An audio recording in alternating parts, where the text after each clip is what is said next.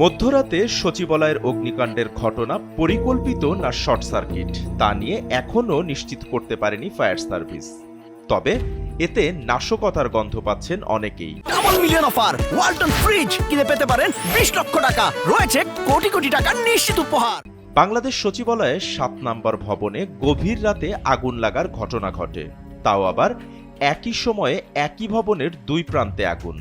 পরে fire service কর্মীদের অদম্য প্রচেষ্টায় আজ সকালে তা নিয়ন্ত্রণে আসে। এ ঘটনায় বিএনপির আন্তর্জাতিক বিষয়ক কমিটির সদস্য ইশরাক হোসেন নিজের প্রতিক্রিয়া ব্যক্ত করেছেন।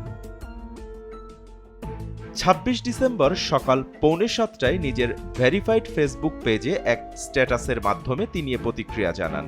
ইশরাক হোসেন লিখেছেন, চলছে সচিবালয়। হাসিনা পরিবার ও তার দোসরদের দুর্নীতির নথিপত্র ধ্বংস করার জন্যই কি এই পরিকল্পিত অগ্নিকাণ্ড? বিএনপির আন্তর্জাতিক বিষয়ক কমিটির এই সদস্য আরও লিখেছেন, নির্বাচন শব্দটি শুনলেই যারা মহাবিরক্ত হন তারা দয়া করে বোঝেন, বিএনপি অভিজ্ঞতা থেকেই দেশ রক্ষার্থে পরামর্শ দিচ্ছে। অন্য কাউকে বিশ্বাস না করলেও তারেক রহমানের উপরে ভরসা করুন।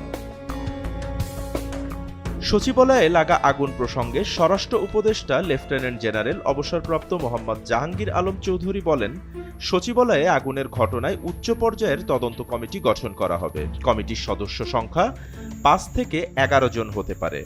আগুনের ঘটনায় নাশকতা থাকতে পারে কিনা সাংবাদিকদের এমন প্রশ্নে জাহাঙ্গীর আলম চৌধুরী বলেন, তদন্তের পর সেটি বলা যাবে।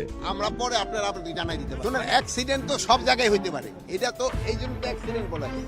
বাপ্পি খান, এসএ টিভি ডিজিটাল।